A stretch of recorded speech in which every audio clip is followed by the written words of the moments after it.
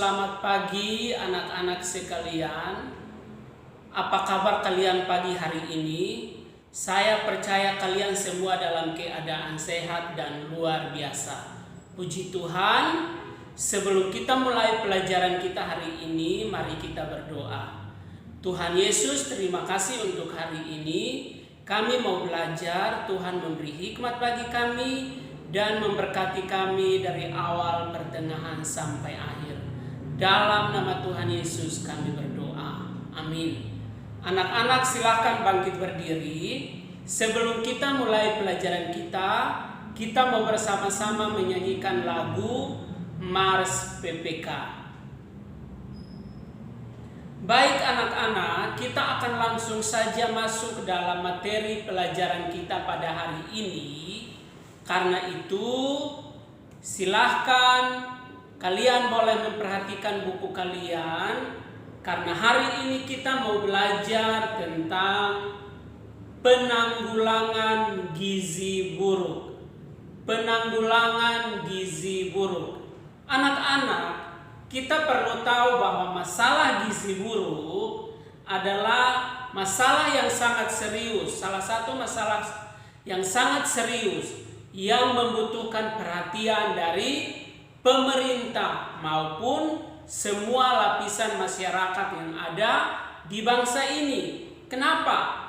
Karena masalah gizi buruk ini juga adalah masalah yang besar, khususnya menimpa anak-anak maupun para balita atau bayi. Dan banyak anak yang akhirnya menjadi korban masalah gizi buruk ini. Oleh sebab itu ini sangat perlu perhatian khusus dari kita semua. Nah anak-anak, berbicara tentang gizi buruk, apa itu gizi buruk? Gizi buruk itu adalah suatu kondisi di mana seseorang dinyatakan kekurangan zat gizi di dalam tubuhnya, atau dikatakan status gizinya berada di bawah standar rata-rata. Berada di bawah standar rata-rata. Nah, itu adalah pengertian dari gizi buruk. Nah, kita mau memperhatikan apa saja faktor-faktor yang menyebabkan seseorang terkena gizi buruk, khususnya anak-anak maupun balita. Ada 5 faktor yang saya catat di sini yang bisa kita perhatikan bersama-sama. Faktor yang pertama itu karena masalah ekonomi dalam keluarga. Anak kebutuhan gizinya tidak tercukupi karena ekonomi di dalam keluarga yang sangat rendah, sehingga untuk membeli makanan-makanan yang bergizi supaya dikonsumsi oleh anak itu tidak bisa, sehingga menyebabkan anak-anak dapat mengalami kekurangan gizi sehingga mereka terkena masalah gizi buruk. Jadi yang pertama masalah ekonomi. Yang kedua adalah masalah sanitasi, di mana kondisi rumah dengan sanitasi yang kurang baik membuat kesehatan seluruh anggota keluarga itu terganggu. Dan sanitasi pun dapat mencemari berbagai bahan makanan yang mau dikonsumsi atau yang akan dimasak dan dinikmati oleh semua anggota di dalam keluarga. Lalu yang ketiga itu adalah masalah pendidikan.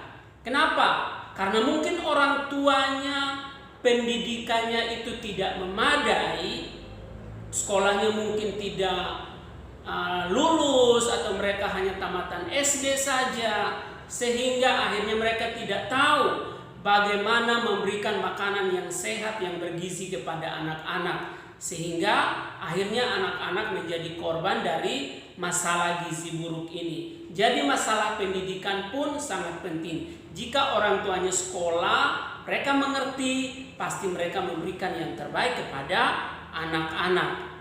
Lalu yang keempat itu adalah perilaku orang tua. Maksudnya apa? Kadang orang tua itu menganggap enteng, saya kan bisa memberikan makanan yang sehat kepada anak-anak saya, sehingga tidak peduli, tidak mau bekerja sama dengan orang-orang yang lebih tahu, tidak minta bimbingan, bantuan dari para medis untuk mengajari bagaimana memberikan makanan yang sehat dan bergizi kepada anak-anak. Jadi kadang orang tua menganggap lebih hebat dan menganggap enteng akan masalah tersebut. Lalu yang kelima, itu juga bisa disebabkan oleh penyakit tertentu. Mungkin karena si korban sudah punya penyakit di dalam dirinya, di dalam tubuhnya, sehingga penyakit tersebut menyebabkan anak atau sang korban mengalami gizi buruk di dalam hidupnya. Nah, itu adalah 5 penyebab. Bisa kalian cari, mungkin ada penyebab-penyebab lainnya. Nah, selanjutnya kita mau memperhatikan apa saja gejala-gejalanya. Ada beberapa gejala, ada 8 yang saya catat. Yang pertama, yang terkena masalah gizi buruk, berat badannya pasti menurun. Mudah sekali lelah. Konsentrasinya menurun. Gusi dan mulut seringkali terluka atau nyeri. Kulit dan rambutnya kering. Jaringan lemak dan otot di dalam tubuh berkurang. Pipinya dan matanya cekung. Pembengkakan di bagian tubuh tertentu seperti pada perut, wajah maupun kakinya. Nah, siapa yang berperan di dalamnya untuk bisa menanggulangi, menyelesaikan masalah gizi buruk ini? Yang pertama tentu orang tua. Orang tua itu berperan sangat penting. Lalu orang tua harus bekerja sama dengan tenaga medis atau kesehatan. Entah itu dokter, perawat, bidan, atau orang-orang yang ada di bagian kesehatan. Dan yang selanjutnya adalah tentu dari pemerintah. Nah, ini adalah pembahasan secara singkat tentang masalah gizi buruk. Kalian bisa mencari artikel, membaca dari buku kalian untuk lebih memahaminya. Tugas bagi kalian pagi hari ini adalah ayo kerjakan halaman 82. Selamat mengerjakan tugasnya, jangan lupa dikumpul. Tuhan Yesus memberkati.